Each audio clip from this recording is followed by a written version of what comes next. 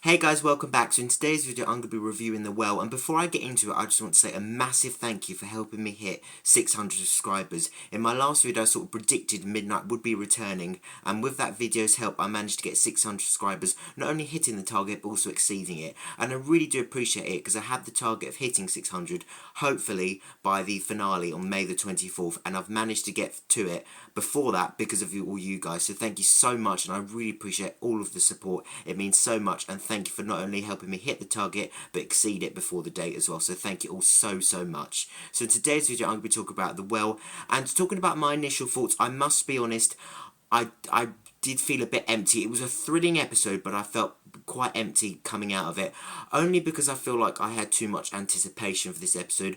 I was sort of went into it a bit impatient. I was sort of waiting to sort of get to the reveal of what this sort of would be, what the sequel would be, so I did go into it slightly impatient. I feel like that did affect my first initial viewing, because I just really wanted to get to the point where we found out what this creature was, what this was a sequel to. So I probably went into it in the wrong mindset. I wanted to sort of skip past all the introductions, just get straight to what it was. And I feel like, although it was a thrilling episode on the initial watch, I was just waiting for it to be stepped up a notch. So on the initial thoughts, I did really enjoy it. I really loved the reveal, but I did feel a bit empty because I felt like whilst it wasn't a bad sequel, it didn't really add anything to Midnight. But upon my rewatch, it did change slightly, luckily, so let's get into it. Starting with the cold opening, there was a few things I really enjoyed. I really like how each episode sort of continues on from the last. I like how we're in the previous close. That's the second time it's happened. It first happened in Lux, and it's just happened in The Well. So I do like how it sort of continues on. It feels like the Flux, where one episode sort of links in a way into another, which I really like. And I do love how they keep changing the clothes, and I loved, for all of you who realised, the reference to The End of the World with Toxic playing again. That was really cool. I love how they keep playing songs each time they've changed the clothes, so that was really cool. And again, like Lux as well, we were sort of hearing a bit more about Belinda's family. It's great to hear so much about them. She obviously loves them so much, so it's probably going to make these sort of, when they get back together, hopefully, the feeling of that just so much more better. So it's going to be great to actually finally meet Belinda's family.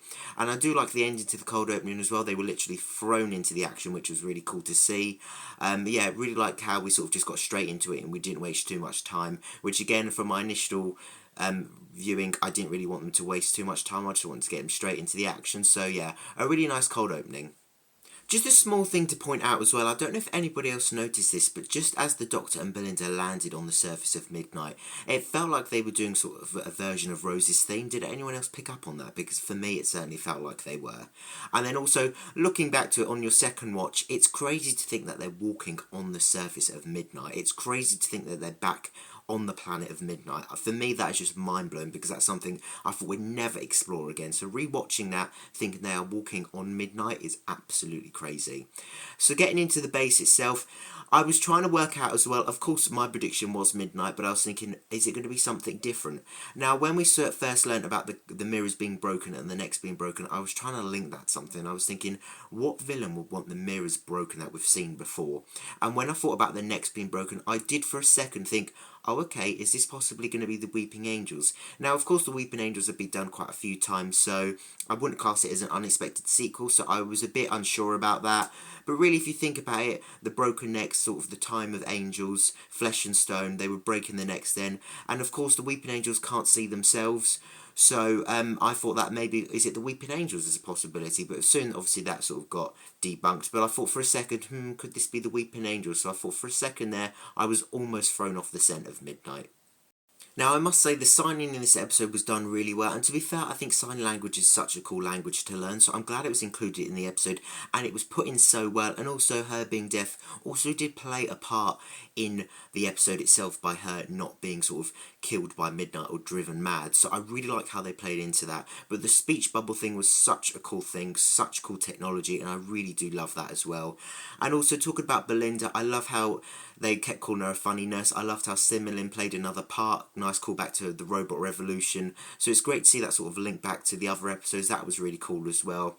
And earlier I spoke about Sound and Rose's theme. Something else which sounded quite sort of odd to me was when they were at the well and they were sort of dealing with the technology. For me, it sounded like Ben 10's watch, the sort of sounds it was making. Did anybody else pick up on that? Because although I haven't seen Ben 10 since I was young, it just really reminds me of that. So that was such an odd thing, but I sort of picked up on that as well. Now, getting to this part of the episode, this is first where we learn that people don't seem to know what Earth is or the human race, even though they should do, because they were sort of in a sort of a, I don't know what you call it, a sort of, you know, joint something anyway.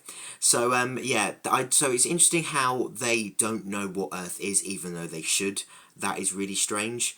I'm really liking how we're getting developments on Earth. Now we know that people don't seem to know what it is, even though they should do. So I'm really glad we're seeing these developments as we go on. I hope it continues. It's nice that we're building on it as the series progresses, which is really cool.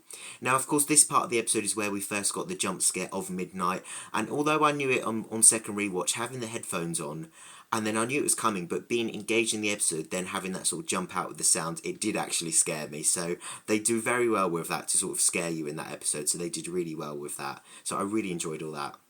I really liked in this episode how they kept saying they saw something and yet they didn't at the same time, but yet did, and then they were confused about it. What I really love about that is it's just so reminiscent of the training mechanic on the Crusader. So I love how that was developed. That was really cool. Now, the moment that the captain said the X Tonic star, I knew that moment that it was midnight, and I was so excited. And then, of course, when she said that it was carbon, I think it was carbon 47, which was diamonds, and the whole surface of this planet was once made out of diamond, that was really cool as well. And again, I was like, I knew it was going to be midnight, but I was just waiting for that moment that she said this planet used to be called midnight. And the moment she did, I was like, oh my god, I was so excited.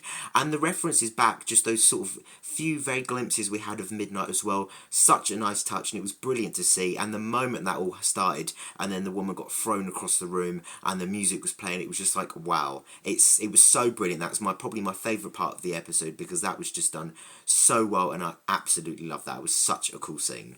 I also like just after this how the troopers were sort of losing their cool and everyone was talking over each other, very reminiscent of the Crusader where the Doctor was losing control and everyone was sort of panicking. So again, nice sort of callback to the episode, which was really cool as well. I really did enjoy that. And I thought it was intriguing how the creature came out, the entity itself came out the well laughing. That is so creepy and cool, and I wonder why it was down there. It sort of plays into a theory I have, which I feel like there's possibly more than one midnight entity, which I do actually believe, possibly. So interesting how it came out laughing as well, and why was it laughing? Probably because it knew it was going to try and take over more humans again, and possibly this time escape midnight, which is really cool. Also, I did like as well how it was like a clock face and you die at midnight again. A nice call back to actually midnight itself. So yeah, these sort of cool things back to midnight, although the planet isn't even called midnight anymore, was extremely cool. I also predicted correctly as well. I knew that line about never being so scared in my life was a reference to the midnight entity and the Doctor meeting them once more. So I'm really glad that I managed to predict that well. Just like the sort of training mechanic thing where people think they've seen something and then yet they haven't, although they have. So I'm really glad I quite predicted that quite well as well. So that was really cool. Another one of my favourite scenes was when they were all getting killed. That was quite a dark, cool scene, and I loved how it showed how powerful this entity is, how it plays games and can just kill people one after the other. So it was really great to see that. I really did think that was such a cool, dark scene, and again, another of my favourites because it was just so out of control and so brilliant. Also, what I did like as well is I generally did think that for a second the Doctor would leave her on the planet, and not in a horrible way, but half of me would like to have seen it, because I would have loved to have seen the Doctor feel like he can't defeat it and just leave the planet and have to leave her because there's nothing he could do. I feel like that would have just shown the true power that this entity has. So, although I'm glad he managed to sort of save the day, sort of, I would have liked to have just seen it, and I feel like that would have been quite a dark, cool ending. That scene where the Doctor gets really close to Aliss and sort of speaks or lets the sort of entity talk to him, that was such a great scene because you don't hear anything, but it's like it's saying quite a lot to the Doctor, and just by the Doctor's face you could sort of get the gist of what is being said. I love how the entity actually knows the Doctor's name as well. If anything was to know the Doctor's name, it would be that. After all, if this is the same entity, it's lived for at least 400,000 years, and it's probably got inside the Doctor's head, so of course it would have known what the Doctor's name is and everything about the Doctor because of what happened on midnight. So that was really cool, and I really did love that scene. So that was cool, and Ncuti's face as well, his expressions, he did so well with that. It was just generally so believable. So again, credit to him because that was absolutely brilliant. Now, it was only on my second rewatch that I did actually get to see the entity itself in the corridor. I thought the Doctor and Belinda saw it, but we wouldn't really get to see it, although we did actually get to see its head and a bit more of its body. It seems to flinch, just like the sort of creature from Hyde would actually sort of flinch and sort of move about. So that was interesting. But part of me is really glad we've seen this entity after all this time. Of course, part of me is like, I want to see what it is. But again, I'm sort of disappointed that they did. I think it was far enough as it was seeing it sort of head behind Aliss at times. Never mind actually seeing it sort of come out. Although we didn't see the whole thing, we saw part of it, and I really wish they didn't do that, because I feel like it's much more scary if we don't know what it is. That's what was so brilliant about Midnight. I feel like you showing it, the more you show, the less sort of scary it is. So I was sort of, half of me is disappointed that we did get to see some of it. Half of me is really happy because I never thought we'd see it again, and I never thought we'd get the chance to see it. But then part of me is like, I just wish they never showed it. So that, I'm sort of, jury's sort of out on that one really. But cool that we saw it, but I wish that we didn't at the same time.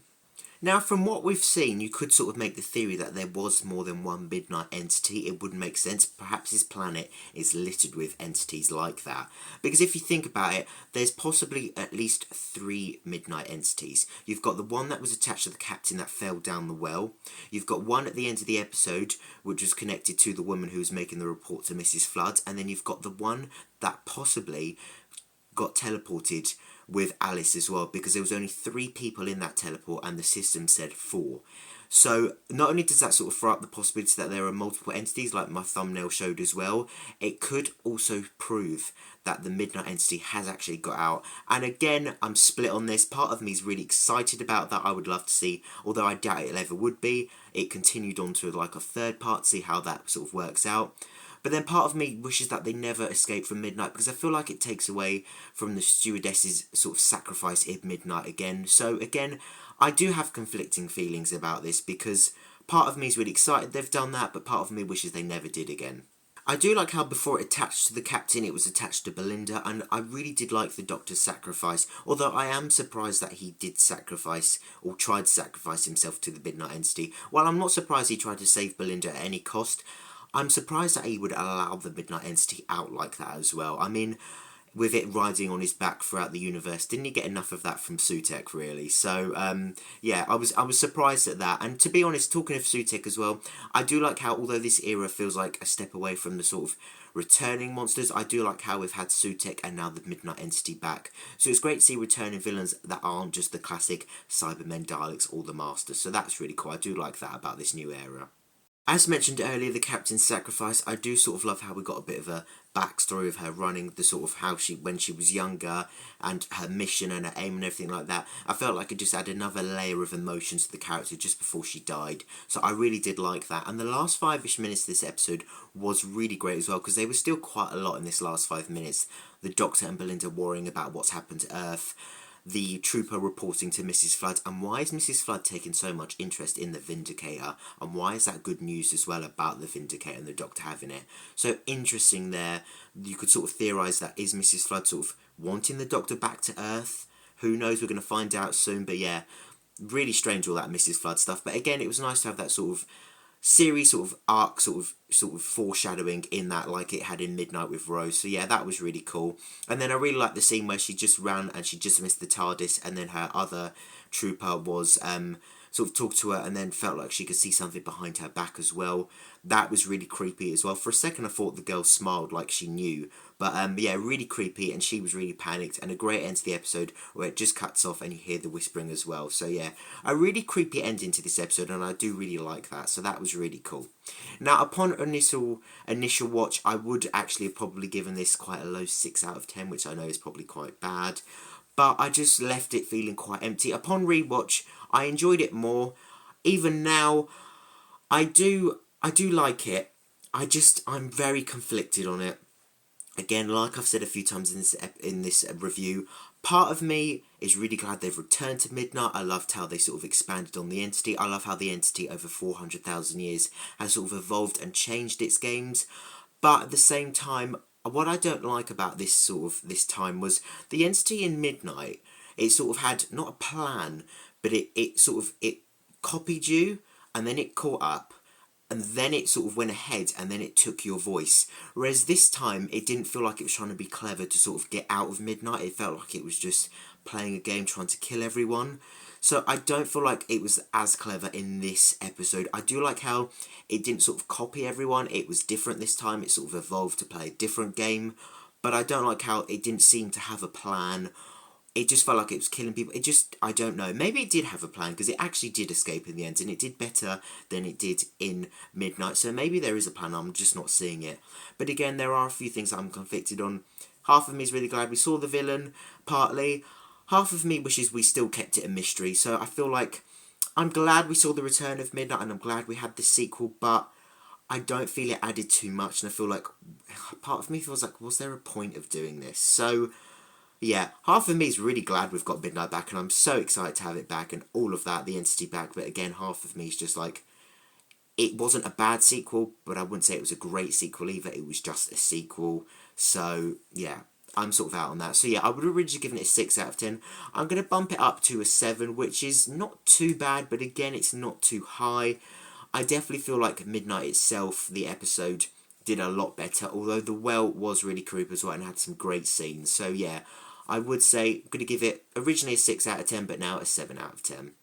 Yeah, I'd definitely say this one was a tough one to rank, but what I'd love to know is what you guys think. Did you enjoy this episode, or were you feeling slightly disappointed? I'd love to know, so let me know in the comments below. Again, it was just a really tough one, this one. I do like how they expanded upon it. I love how the X Tonic star sort of burnt out and become a grey star, so they could mine the diamonds, and now the diamonds have all gone. I do really like that, and I thought it was interesting how this takes place 400,000 years after Midnight. So those, I don't know if we ever found this out anyway, but those people on the Crusader weren't actually human. I thought they were probably just humans from the future. But if this is the 51st century and this is 400,000 years beyond Midnight, then obviously these couldn't have been the humans. So Midnight actually happened really long time ago, well into early sort of years of the human race. So that's interesting. So again, I do like how we learnt these things. It's just a really tough one for me. I do hope, and I do feel, as we go on, I'm going to give it another rewatch again soon. I hope as time goes on, I sort of grow to love it more. But yeah, just jury's out with that one. But yeah, as I said, I'd love to know what you guys think, so let me know in the comments below. And as always, thank you so much for watching. I hope you enjoyed the video, and hopefully see you in my next video soon. Thank you all for watching, and take care.